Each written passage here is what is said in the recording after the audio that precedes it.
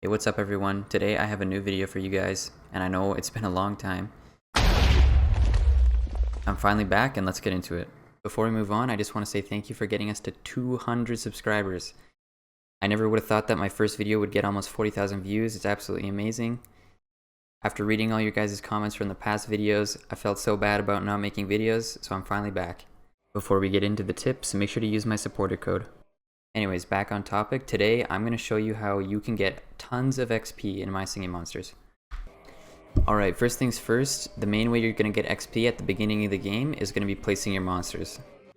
When you first start out in My Singing Monsters, there's going to be 3 ways that you're going to be making XP usually. The first one is placing monsters. At the beginning of the game, you're barely going to have any coins, and so your first goal is going to be getting monsters. Whenever you breed a monster, you get XP for placing it. You might want to think twice before you sell your monsters because you actually don't get XP for this. If I were to sell this shrub, I will not get any XP and I will only get coins.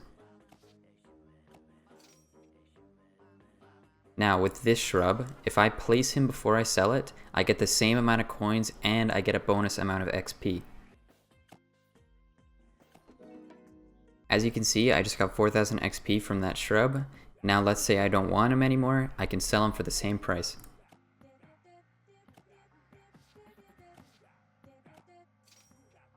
For my next tip, it's going to be removing obstacles. When you first start in My Singing Monsters, there's going to be tons and tons of trees and rocks scattered around your island.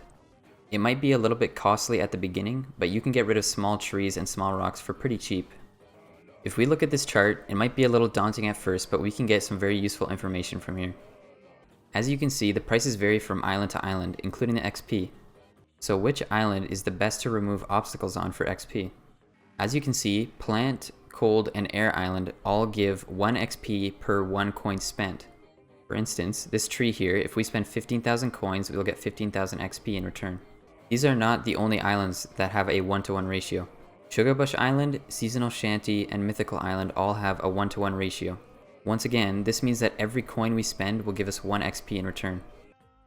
With that in mind, removing obstacles are the best on those 6 islands.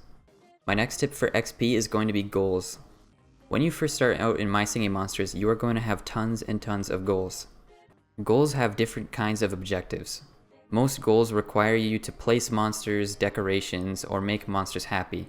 As you can see, some of these don't actually result in any XP. Keep in mind that goals are not the best way to get XP. Goals will usually happen over time as you play, and you most likely don't need to worry about them. Although sometimes they might require you to place certain decorations, which might be worth it.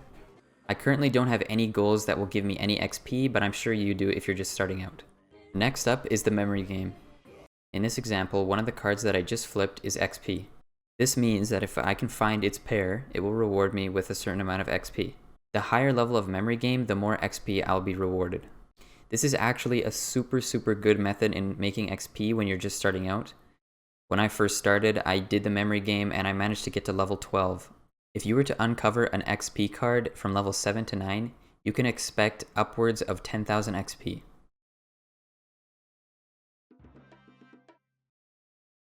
As you can see, I just got 13,600 XP only on level 2. If you're just starting out, this could be extremely helpful. Next up is food. Food is one of the best things to spend your money on besides castle upgrades, so I would highly recommend you're buying food not only for the food itself, but also for XP. In the early game, you're going to be wanting to make as much food as possible because of the low level of your monsters. What you might not know is that every time you make a treat, you get half of the coins you spent as XP. For an example, I'll use cupcakes. Cupcakes cost 50 coins, so I should be expecting to get half of that, which is 25. My cupcakes are finished, so let's see how much XP we get. As you can see, we just got 25 XP, which was half of the amount of coins we spent. Food is something you're almost always going to need, whatever stage you are in the game. Even if you think you don't need the food, I would definitely recommend stocking up for when you're later in the game. Getting your monsters to level 15 can really be a pain, and getting XP while you're doing that is very helpful. Next up is decorations. Decorations can be found in the top right of the market. Decorations is one of the worst way to get XP, but if you have some leftover coins and you're unsure what to spend them on, this might be a good idea for you. Decorations give you a quarter of the money that you spend on them, which is the same as 25%. If I were to buy this Melda blend for 100 coins, I can expect to get 25 XP in return.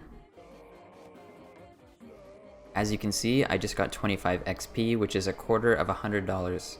This method might be useful for very late game players who have lots of money, but otherwise I would not recommend this.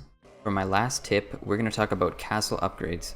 When I was first starting out, I wanted to know how I could get to level 20 as fast as possible in order to get a wubbox. I noticed that each castle gave a different amount of XP even though it was the same tier of upgrade. I was curious how much XP I was actually getting, so I came to this chart, which was very helpful. As you can see, on Plant Island, you do not get very much XP per coin you spend on your castle. As you can see, Cold Island has a better ratio than Plant Island. This doesn't mean much since it still isn't actually that much XP, but as we move further down the list, you'll see why this is a very, very good method. Moving on to Air Island, we see that we get almost double the amount of XP per coin spent. This is way better than any other method in the game by far, and it only gets better from here. Moving on to Water Island, we see the ratio increase even more. For the first castle upgrade on Water Island, we get more than 5 times the value of our coins as XP. This is the best coin per XP ratio we've seen in this entire video, although the future upgrades do not reward as much XP per coin. However, Earth Island also yields a very large XP per coin ratio. In the first upgrade, we can see that we get upwards of 4 times the value per coin spent. Unfortunately, this doesn't last for long because future islands will not reward as much XP. The only other honorable mention I can think of is the first upgrade for Light Island. If you want to get level 20 as quick as you can in My Singing Monsters, I would highly recommend upgrading your Water Island castle as well as your Earth Island castle. That's all for now. Thank you for watching. If you have any tips or questions, please leave them down in the comments.